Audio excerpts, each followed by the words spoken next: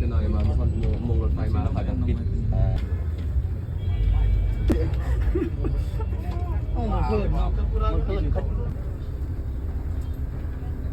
This is the Ramzan time.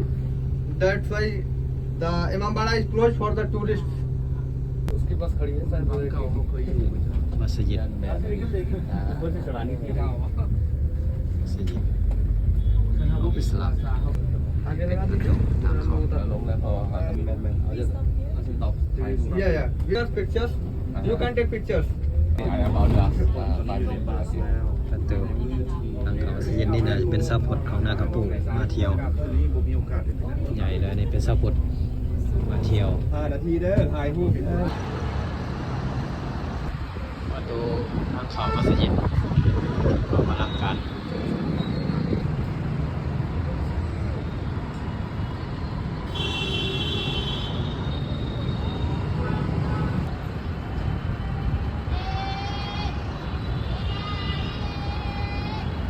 หลายคนจะได้สีเยอะมินกัน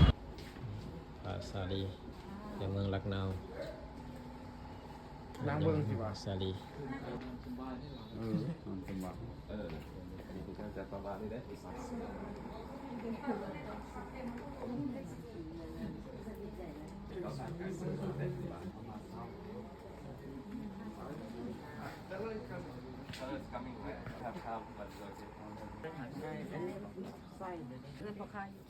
มันเศร้าพิมพ์แพ้นี่ดิfor the ladies จิ้มเอาโลดเซิร์นโอเคเซิร์นพวกเจ้าไปยืนก่อนโอเคเจ้าได้มาเขาเลย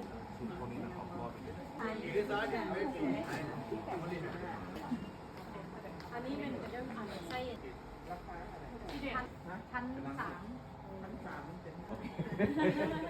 Then we bring you แต่ไว้หลังสั่น from the shop แดงตัวที่สองกับขาวกับสี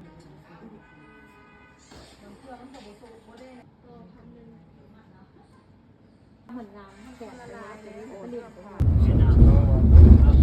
เป็นแม่น้ำอัคราเดินทางไปสาวัตถีน่าจะเป็นแม่น้ำยมุนาครับแม่น้ำใหญ่มีหาดทรายทั้งข้างเป็นแม่น้ำยมุนาแต่ว่าเป็นน้ำที่แห้งแล้งแล้วเห็นแต่ดินทรายอยู่ทางกลางกับทางข้างน้ำก็จะบ่เลิกปานใดทางขอบแต่น้ำเลิกหน่อยหนึง हाँ ये तो बहुत छोटे ข้างก็ตื้นอินเดีย บรรยากาศอุ๊บแบบนี้คือสมัยพระพุทธเจ้าเลยได้หนิไปกินอาหารแบบ